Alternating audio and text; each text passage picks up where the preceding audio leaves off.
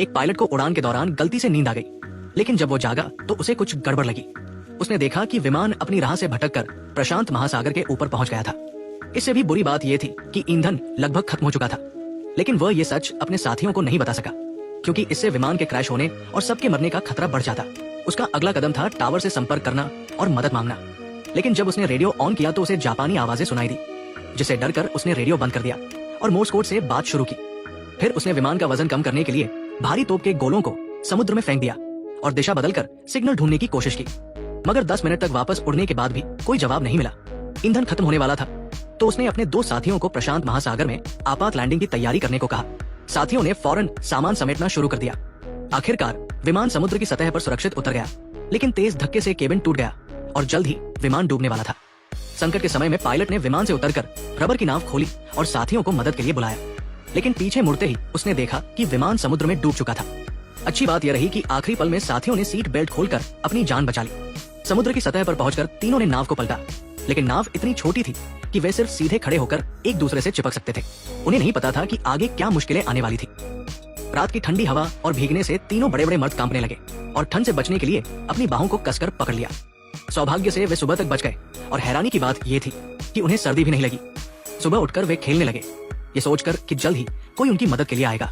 लेकिन पायलट उदास था, क्योंकि उसे पता था कि इस विशाल प्रशांत महासागर में खतरे हर तरफ थे और उनके पास न पानी था न खाना। दोपहर तक सूरज की गर्मी ने उन्हें प्यास से तड़पा दिया। मजबूरी में उन्होंने कपड़े उतारकर सूरज से बचने की कोशिश की, लेकिन एक लड़के ने हिम्मत दिखाई। उसने न सूरज से बचाव किया और न ही मछली पकड़ने के हुक से नजर हटाई। जब मछली नहीं फंसी तो गुस्से में उसने कपड़े उतारे और समुद्र में कूद गया। दूसरा साथी भी ठंडक के लिए कूदना चाहता था, लेकिन पायलट ने उसे रोक दिया। उसने कहा कि प्रशांत महासागर में सुरक्षित रहने के लिए नाव पर 2 लोग जरूरी है। ये सुनकर कूदने वाला लड़का डर गया और पूरी ताकत से वापस तैर आया। पायलट ने सबको नाव के किनारे से दूर रहने को कहा, ताकि नीचे की शार्क उन्हें न देखें। फिर वे 3 दिन तक समुद्र में भटकते रहे बिना पानी के। तजुर्बेकार पायलट से ये बर्दाश्त नहीं हुआ और उसने अपने जूते में समुद्र का पानी भरकर पी लिया। अगली सुबह उसका मन ठीक था, लेकिन साथियों की हालत बिगड़ने लगी। उन्हें भ्रम होने लगा और वे समुद्र के पानी को मिनरल वाटर समझकर पीने लगे। पायलट ने उन्हें रोक लिया। कई दिन और बीत गए, तभी पायलट को अपनी जेब में एक पेंसिल मिली।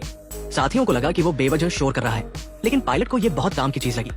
उसने अपनी स्विमिंग ड्रेस पर कुछ लाइनें खींची, कंपास निकाला और क्रैश की दिशा का अंदाजा लगाया। उसने कहा कि अगर वे दक्षिण पश्चिम की ओर बढ़े तो दोस्ताना देश का एक टापू मिल सकता है, लेकिन नाव की दिशा कैसे बदले? पायलट ने तरकीब निकाली। उसने तार से लाइफ जैकेट को खुला किया और उसे नाव के पीछे डाल दिया। इससे नाव की दिशा बदलने का तरीका बन गया। इससे सबको उम्मीद जगी कि कुछ दिनों में वे बच जाएंगे। अगले वे दिन रात नाव की दिशा संभालते रहे। उनकी जीने की चाहत को ऊपर वाले ने सुना और उस रात जोरदार बारिश हुई। उन्होंने नाव पर हर चीज से पानी इकट्ठा किया और जान बचाने वाला पानी पी लिया। बारिश से अगले दिन उनकी ताकत थोड़ी लौटी, लेकिन कई दिन से खाना न मिलने से वे इस विशाल समुद्र में कितना और टिक पाते। 5 दिन तक प्रशांत महासागर में भटकने के बाद एक लड़के ने चाकू से नाव पर वार करना शुरू कर दिया। पायलट को लगा वो पागल हो गया है, लेकिन लड़के ने कहा कि समुद्र में कुछ है। पायलट ने मदद की तो पता चला कि वो एक शार्क पकड़ रहा था।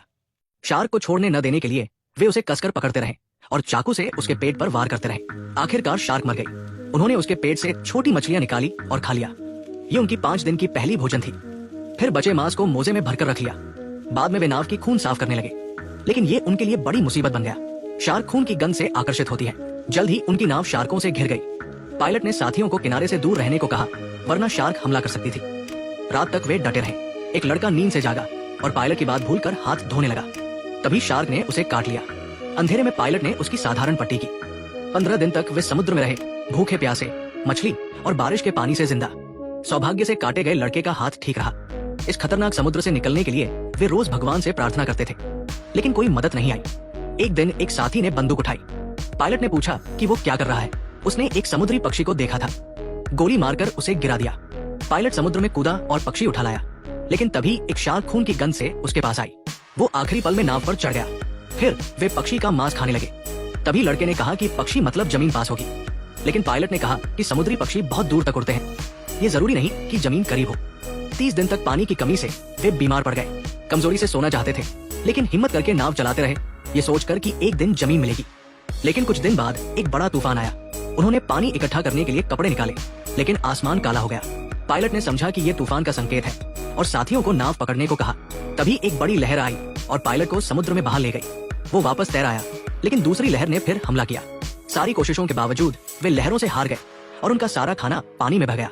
पायलट सतह पर तैरा और नाव तक पहुंचा, लेकिन एक साथी गायब हो गया। वे चिल्लाए और उसे नाव के पीछे पाया। पायलट ने लहरों का सहारा लेकर नाव पलटने को कहा। तीनों ने मिलकर नाव को सीधा किया और उस पर चढ़ गए। उस रात वे एक दूसरे से चिपक कर गुजार गए। सुबह उनकी हालत खराब हो चुकी थी। वे हताश होकर नाव पर पड़े थे और मौत का इंतजार कर रहे थे। काफी देर बाद एक साथी ने डरते हुए देखा कि सामने एक टापू है। उसने बाकियों को जगाया। टापू देखकर वे खुशी से रो पड़े और उसकी ओर तैरने लगे। 34 दिन तक 1600 किलोमीटर से ज्यादा प्रशांत महासागर में भटकने के बाद वे बच गए और जमीन पर पहुंचे। ये फिल्म सिखाती है कि कितनी भी मुश्किल आए, हिम्मत नहीं हारनी चाहिए। एक दिन हम उसे हरा देंगे।